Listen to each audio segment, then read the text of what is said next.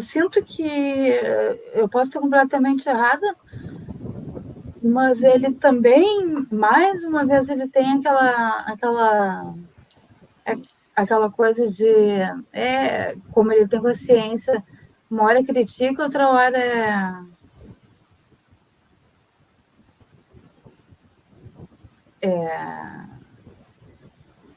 tem uma relação boa, outra hora tem uma relação ruim com a coisa.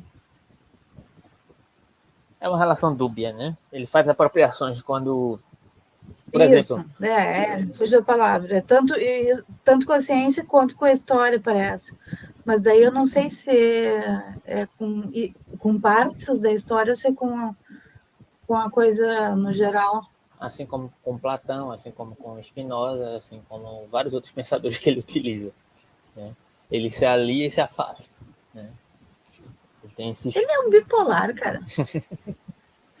Jung diria que ele é um neurótico incurável. Mas, enfim. Só para fazer um resumo aqui, para fechar esse trecho 1, para poder a gente ir para o 2, né? Nietzsche recupera essa questão, né, da discussão sobre os psicólogos ingleses, né, que ele colocou lá no prefácio, elogia algumas de suas qualidades, né? Especialmente a questão da oposição ao cristianismo, né, ao platonismo e ao idealismo moral, né, como a coragem que eles têm, né, de se colocar diante de verdades, dessas supostas verdades indesejáveis. Entretanto, Nietzsche prepara o terreno, né, para uma abordagem própria, né, da sua própria genealogia, afirmando, né, que esses genealogistas carecem, né, de uma certa, não sei se essa palavra é adequada, mas de um certo espírito genealógico, né, que se reverbere diante daquilo que ele entende como genealogia, né? E para eles, Nietzsche ainda entendia, né, que de certa forma eles ainda compreendiam, né, o termo bom associado como uma noção de utilidade ligada aos atos não egoístas, né? A ideia de altruísmo, né?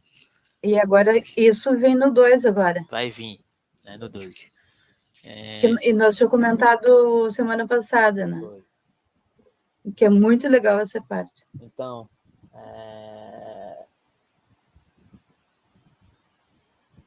ele acusa os historiadores ingleses, né, de terem sentido falta de não terem utilizado, na verdade, um sentido histórico que mine essa noção de uma essencialidade, né, dessa suposta bondade equivalente ao valor de determinados atos altruístas, né, em prol de um determinado benefício a outrem, né, que se julgue que vá se perfazer a partir dessa relação, né? Então, eles não questionaram para Nietzsche o valor próprio do conceito de moralidade dentro do contexto da história, né? Essa é a crítica que Nietzsche faz. Então, vamos ler o 2 agora, para poder adentrar nessa questão. E o Gabriel, cadê? Gabriel disse que ia fazer não sei o quê, o Luigi disse que não ia poder vir, não. Vamos ler o 2. Todo respeito, portanto, aos bons espíritos que acaso habitem esses historiadores da moral. Mas, infelizmente, é certo que lhes falta o próprio espírito histórico, que foram abandonados precisamente pelos bons espíritos da história. Todos eles pensam, como é velho costume entre filósofos, de maneira essencialmente ahistórica. Quanto a isso, não há dúvida. E aí tem aquela questão, né, que a gente acabou de ler aqui no sentido histórico, para ele é um sentido, digamos assim, entre aspas, positivo, né? É um elogio que ele está fazendo a esses genealogistas, né? Quanto a isso, não há dúvida. O caráter tosco da sua genealogia da moral se evidencia já no início, quando se trata de investigar a origem do conceito e do juízo bom. E aí é que está o problema, né? Aí é que está o resquício, aí é que está o germe, né, para Nietzsche. Não, essa parte aqui do bom vai ser dita e redita 300 vezes. Para mim, eu queria que tu voltasse ali no ahistórico. Tá. Se não for muito problema. Volta quantas vezes for preciso. Vamos ver aqui. Meu problema é o espírito da história, a histórica, essencialmente. Tá. Vamos voltar aqui. Eu vou mandar esse trecho para você vai ruminar ele a semana inteira. Tá, é isso que eu gosto. Gosto de ruminar. Sejamos vacas, né? Como diria Nietzsche. Deixa eu só achar o trecho específico no qual ele fala isso aqui. Sim? Não, tá, tu me manda depois, então. Não, eu vou ler. Eu acho que é importante a gente ler isso aqui agora, mas eu vou te mandar mesmo assim. Cadê? Eu tenho que transcrever, Alberto.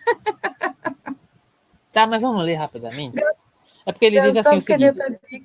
Vê só. Nietzsche relaciona o histórico enquanto a serviço da vida ao ahistórico. Ou seja, o ahistórico está ligado a uma ideia de saúde da vida. Quando ele fala ahistórico, ele está ligando esse ahistórico não a uma vida cristalizada, uma vida idealizada, mas uma vida, vou utilizar esse termo aqui que não é de Nietzsche, mas uma vida dos afetos, uma vida da pulsão, uma vida ela mesma, não circunscrita em círculos metafísicos, né? Uma vida pulsional, uma vida ativa. Tá. A histórico está ligado a isso. Tá, okay? Agora eu tô entendendo. Então ele diz, em certo sentido, eles fazem um elogio à vida. Porém, aí vem a tijolada, né? Porém, eles ainda entendem bom como algo essencialmente dado, né?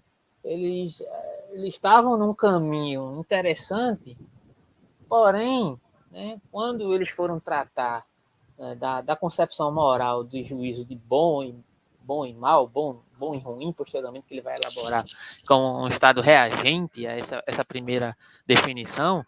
Né? E nisso nós estamos voltando aqui para o texto 2, é isso?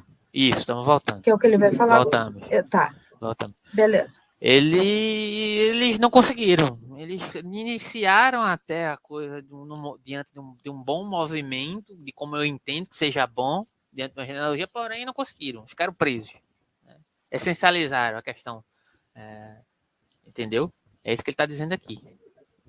Uhum. Então, originalmente, assim, eles decretam as ações não egoístas foram louvadas e consideradas boas por aqueles aos quais eram feitas, aqueles aos quais eram úteis. Mais tarde foi esquecida essa origem do louvor, e as ações não egoístas, pelo simples fato de terem sido costumeiramente tidas como boas, foram também sentidas como boas, como se em si fosse algo bom. Ou seja, a gente esquece o caráter utilitário do altruísmo. O altruísmo, quando a gente diz, a Madre Teresa de Calcutá é uma pessoa essencialmente boa, né? Essencialmente boa, escambau. Na verdade, a gente esqueceu o sentido utilitário que está por trás daquele ato de doação. É justamente a questão do interesse e da vontade de potência que está circunscrita em cada ato do ser humano, digamos assim. Não tem como, em outras palavras, né, sendo bem simplório, mas, digamos assim, correndo o risco até de ser tosco, mas ele diz que tudo é feito a partir dessa composição, tudo que é vivo, né, é composto dessa noção de vontade de potência, porém existe um modo adoecido e um modo pujante de exercer essa vontade de potência. Quando ela não se externaliza através da saúde, ela cria outros modos, né, de se sobrepor. Né? Então, aquele que diz que é altruísta, ele está exercendo a sua vontade de potência, mas de uma forma escamoteada, digamos assim. Eu sou altruísta, eu sou bom, mas está exercendo seu interesse de acordo com, digamos assim, com um subterfúgio. Né? Eu sempre consegui ver isso perfeitamente, assim, eu disse semana passada, né? Na relação entre duas pessoas ou várias pessoas, mas assim, se relacionando perto uma da outra, mas não nesses casos de tipo da Madre Teresa, Então, é justamente nesse sentido, né? E aí vamos seguir. Alguma questão, vocês aí presentes, querem? Rose? E tu acha que ela tem consciência disso? Olha, primeiro você tem que definir o que é consciência, né? Se consciência no sentido de Nietzsche, Boa. com certeza ela tem consciência, porque a consciência é uma coisa, inclusive, introjetada, que faz parte desse conjunto que se comporta desse modo, né? Agora, o que é consciência? Consciência no sentido de identificar em si esse movimento, talvez não, Isso, né? isso. Talvez não. Talvez não tenha. Acho que não. Acho que não. Talvez não tenha. Né? Mas é interessante pensar nisso, né? Enfim, prossigamos. Assim eles decretam as ações não egoístas, acho que eu já li isso, né? As ações não egoístas foram louvadas e consideradas boas por aqueles aos quais eram feitas, aqueles aos quais eram úteis. Mais tarde foi esquecida essa origem do louvor e as ações não egoístas, pelo simples fato de terem sido costumeiramente tidas como boas. Foram também sentidas como boas, como se em si fossem algo bom. Logo se percebe essa primeira dedução. Já contém todos os traços típicos da idiosincrasia dos psicólogos ingleses. Temos aí a utilidade, o esquecimento, o hábito e, por fim, o erro. A utilidade enquanto essencialização do ato enquanto bom, né? Daquilo que serve para algo ou para outrem. O esquecimento, que é o esquecimento do sentido histórico dessa noção de utilidade, né? E aí, Nietzsche fala posteriormente do esquecimento ativo, que é o esquecimento que é pujante, que é o esquecimento que é positivo, digamos assim, entre aspas, no sentido de ordem à vida. Mas esse esquecimento aqui, ele é, digamos assim, degenerescente, porque ele esquece do sentido histórico do nascimento de um certo movimento, né? Que passou a ser, né? E o hábito que termina por, de certa forma, é um tipo de adestramento, né? E por fim, o erro, entre aspas. Né? Tudo servindo de base para uma valoração. E aqui tem uma nota, deixa eu só achar o livro aqui. Qual o número dessa nota? É 1, né? É 1 da primeira dissertação. Quem achar primeiro aí pode ler também. Valoração é como traduzimos Wertschätzung. Wert é valor e Schätzung é o substantivo de schätzen, estimar, avaliar. Ok. Depois tem como colocar essa palavra aí ou não? Ou tá difícil? Aqui no chat eu tenho. Se puder, por favor. Tá bom, já vou botando. Aí ele segue.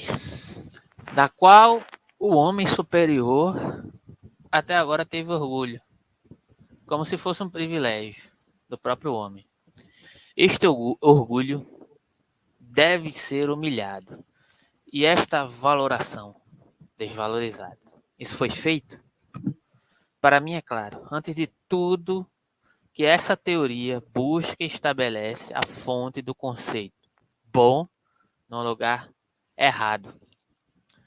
O juízo bom, e aqui ele está associando a última questão que ele colocou aqui do erro, né? O erro ele está explicando aqui agora que o que é para ele o erro e que está associado com a questão do erro que ele, de certa forma, colocou lá no prefácio, né? Não é um erro que se pretende colocar um verdadeiro em substituição de outra noção de verdadeiro. Vocês estão lembrados do que ele falou no prefácio, né?